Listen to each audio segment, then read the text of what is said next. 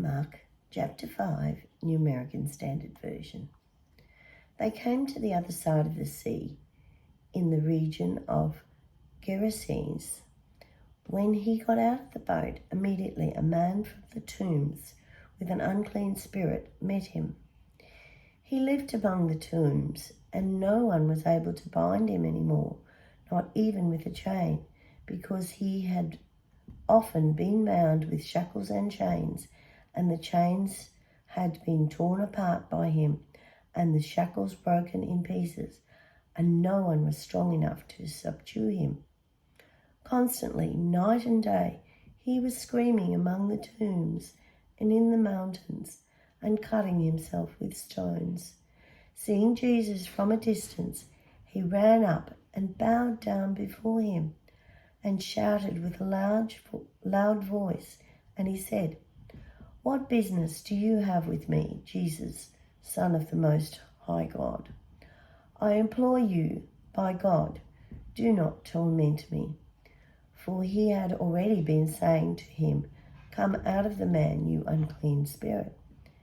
And he was asking him, "What is your name?" And he said to him, "My name is Legion, for we are many." And he begged him earnestly not to send them out of the region.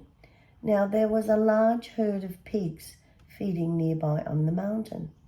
And the demons begged him, saying, "Send us into the pigs, so that we may enter them." Jesus gave them permission, and coming out, the unclean spirits entered the pigs, and the herd rushed down the steep bank into the sea, about 2,000 of them, and they were drowned in the sea. Their herdsmen ran away and reported it in the city and in the countryside, and the people came to see what it was that happened. And then they came to Jesus and saw the man who had been demon-possessed sitting down, clothed and in his right mind, the very man who had previously had the legion, and they became frightened. Those who had seen it described to them how it had happened to the demon-possessed man, and all about the pigs, and they began to beg him to leave their region. As he was getting into the boat, the man who had been demon-possessed was begging him that he might accompany him, and he did not let him, but he said to him, "Go home to your people and report to them what great things the Lord has done for you, and how he had mercy on you." And he went away and began to proclaim in Decapolis what great things Jesus had done for him, and everyone was amazed. When Jesus had crossed over again in the boat to the other side, a large crowd gathered around him, and he stayed by the seashore. And one of the synagogue officials, named Jairus, came upon him, seeing him, fell at his feet, and pleaded with him earnestly, saying, "My little daughter is at the point of death.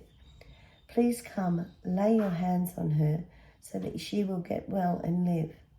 And he went off with him, and a large crowd was following him and pressing in on him.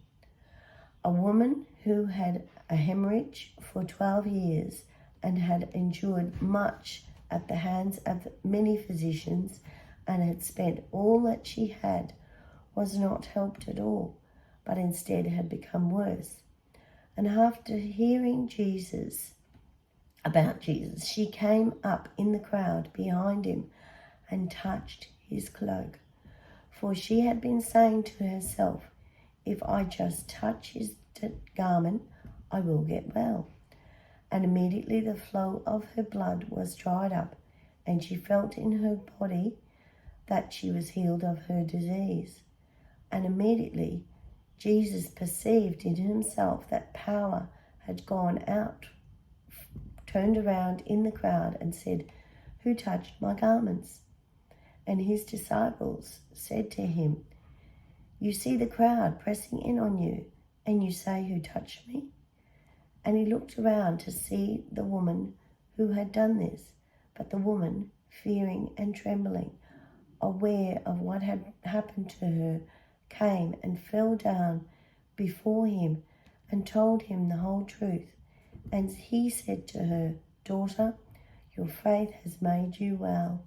Go in peace and be cured of your disease." While he was still speaking, people came from the house of the synagogue official. "Your daughter has died.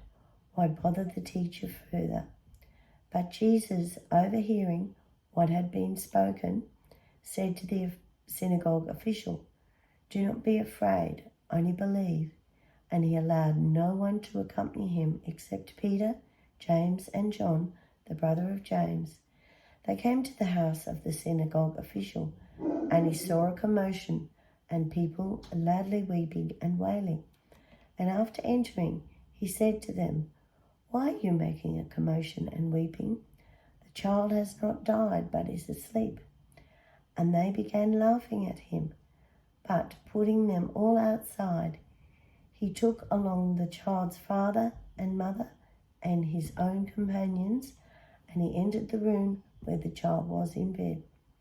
And taking the child by the hand, he said to her, "Talitha, come," which translated means, "Little girl, I say to you, get up." And immediately the girl got up and began to walk, for she was 12 years old.